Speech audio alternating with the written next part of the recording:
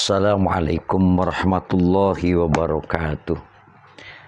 Alhamdulillahirabbil alamin wa bihi nasta'inu ala umuri dunya waddin.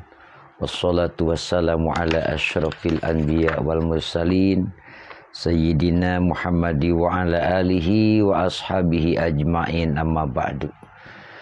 Pada video sebelumnya membahas tentang hukum-hukum kurban, yang mana diulas saja lebih dulu bahwa ibadah kurban hukumnya sunnah muakkadah. Dari sunnah muakkadah itu nanti ada yang sunnah ainiyah, kemarin sudah dijelaskan, itu bagi orang yang tidak berkeluarga. Kemudian yang kedua ada sunnah kifayah bagi mereka yang berkeluarga. Sudah dijelaskan sebelumnya.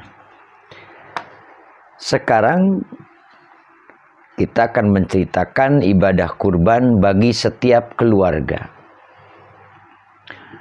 Ibadah kurban hukumnya sunnah kifayah, kemarin disebut sunnah kifayah bagi setiap keluarga.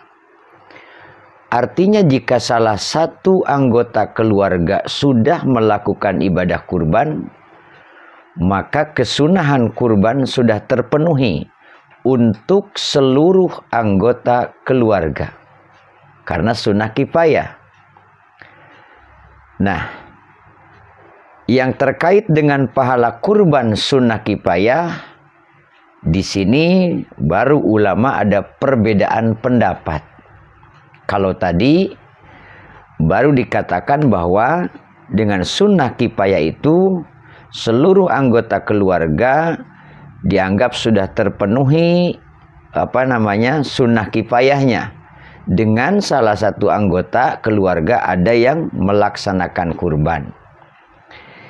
Yang terkait perbedaan adalah pahala kurban dari sunnah kifayah itu. Apakah satu keluarga mendapatkan pahala atau tidak? Ini yang para ulama berbeda pendapat.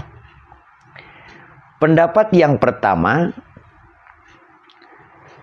dalam kitab Bujairimi atau Hasyiah Bujairimi dikatakan, qauluhu alal kifayati wa makna kauniha sunata kifayatin ma'a kauniha tusannu likullin minhum sukutut tolabi bi fi'lil ghairi la husulus sawabi liman lam yaf'al kasolatil jenazati. Ini yang pertama, pahala kurban hanya bagi orang yang berkurban saja, kecuali jika yang berkurban berniat untuk menyertakan pahala bagi seluruh anggota keluarga. Na'am dakal musannif fi sahih Muslim annahu lau asroka ghairahu fi sawabiha jaza wa annahu madhabuna, dan begitulah dalam madhab kami. Jadi kecuali, pahala kurban itu menurut pendapat yang pertama bahwa hanya bagi orang yang berkurban saja, kecuali apabila yang berkurban itu meniatkan lau asroka ghairuhu pisawabiha, meniatkan untuk bersama-sama dengan keluarganya atau menyertakan pahala bagi seluruh anggota keluarganya. Nah, itu pendapat yang pertama. Kemudian pendapat yang kedua,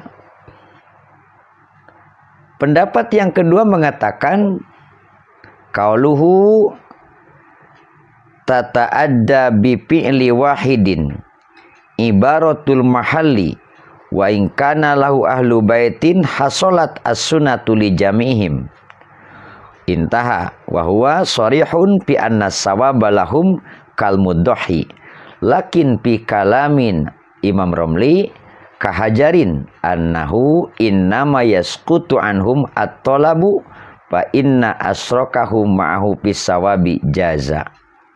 Pendapat yang kedua, seluruh anggota keluarga sudah mendapat pahala kurban.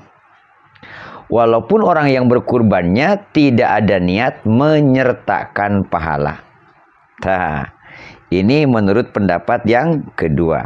Adapun masalah pahala kan ya itu mah nanti hakikatnya urusan siapa? Allah Subhanahu wa ta'ala. Tetapi ini dua-duanya pendapat juga tidak menutup kemungkinan bahwa pahala kurban itu yang kurban dalam satu rumah satu orang, tetapi satu rumah mendapatkan pahala. Karena yang tadi alasannya dari pendapat para ulama yang tadi. Itu tidak menjadi persoalan. Yang penting melakukannya lillahi ta'ala itu aja. Berikutnya, bagaimana dalam kurban menyertakan orang lain dalam pahala kurban? Tadi kan disebut tuh. Kecuali bila menyertakan orang lain dalam pahala.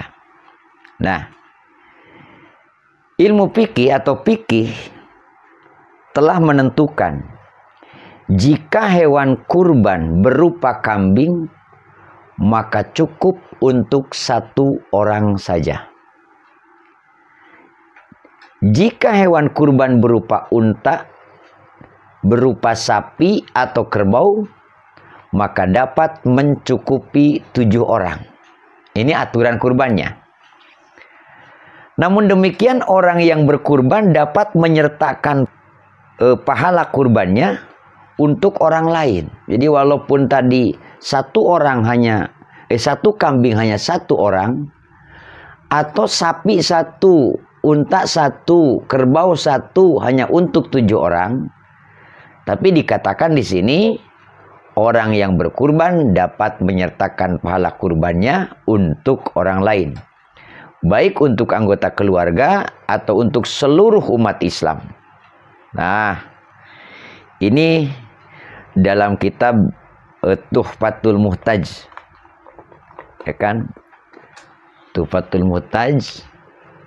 Atau juga bisa ditemukan dalam Hasyiah Syarwani.